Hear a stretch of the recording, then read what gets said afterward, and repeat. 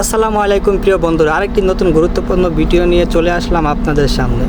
মানুষের জীবনের সবচেয়ে গুরুত্বপূর্ণ বন্ধু হলো বিপদ। কিভাবে মানুষের জীবনের সবচেয়ে গুরুত্বপূর্ণ বন্ধু বিপদ তা জানতে হলে পুরো ভিডিওটা স্কিপ না করে দেখুন। আমার জীবনের বাস্তব কিছু গল্প আপনাদের সামনে তুলে ধরব।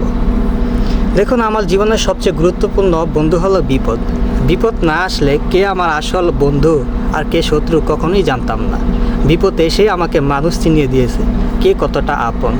আজকে যদি আমার এই বিপদ না আসতো, এই মানুষগুলো কতটা আমাকে ভালোবাসে, কতটা আমাকে সম্মান করে, শ্রদ্ধা করে, আমার জন্য কতটুকু পাগল তা আমি জানতামই না।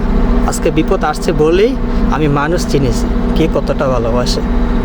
আজকে এই বিপদে কেউ আমার পাশে নেই, অথচ এতদিন আমার কাছে স্বার্থ ছিল, আমার বন্ধু ছিল, আত্মীয় স্বজন ছিল, চারিদিক দিয়ে আমার মানুষ ছিল, কিন্তু আজ আমার এই বিপদকালে কেউ আমার পাশে নেই। তাই তো বলি, বিপদ মানুষের আসল বন্ধু। বিপদ এসেই চিনিয়ে দেয় কে আসল মানুষ, কে আসল বন্ধু আর কে শত্রু। এই প্রবাসে আসছি দীর্ঘদিন হয়ে গেল 4 বছর।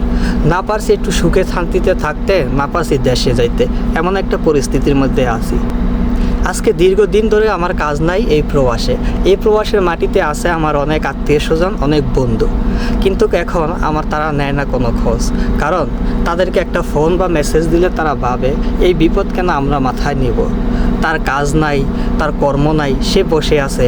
সে হয়তো বা ফোন দিলেই কাজের কথা বলবে, কাজ খুঁজে দে বা টাকা পয়সা চাইবে, এজন্য হয়তো ফোন দেয়।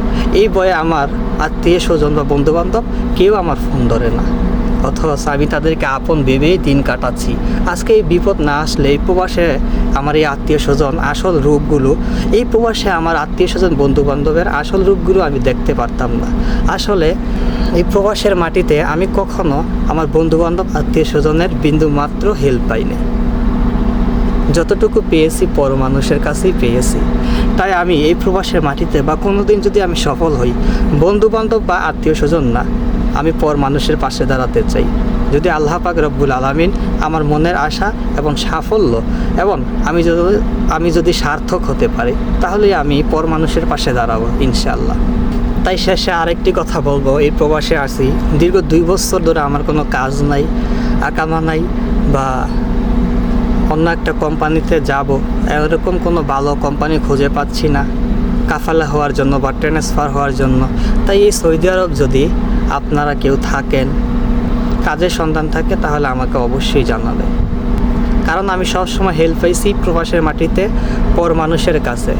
তাই এখনও যদি পর মানুষের কাছে হেল্প পেয়ে থাকি, এই জন্য আজকের এই ভিডিওটি করা। ভালো লাগলে একটা লাইক, কমেন্ট, শেয়ার করবেন, যাতে অন্যজন এই ভিডিওটা দেখে আমার কাজের ব্যবস্থা হয়ে যায়। আসসালামু আলাইকুম।